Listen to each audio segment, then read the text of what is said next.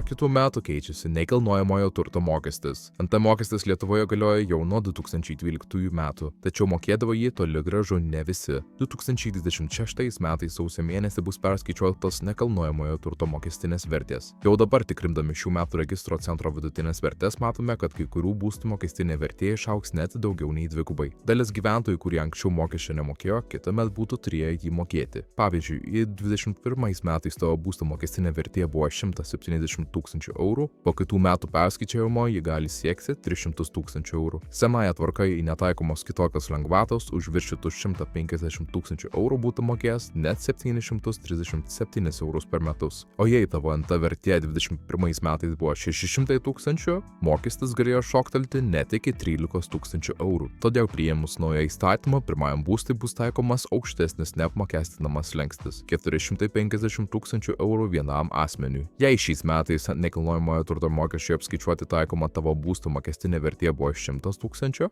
kitąmet po perskaičiavimo jį galės siekti ir iki 175 000. Todėl jei šiemet NT mokesčio dar nemokėjai, jei įstatymas nebūtų pakeistas, jį jau būtų tekę mokėti. Dabar dauguma gyventojų turinčių tik vieną būstą NT mokesčio veikiausiai nemokės ir toliau. Visą informaciją apie įstatymą ir lengvatas galite rasti Lietuvos Respublikos Seimo portale.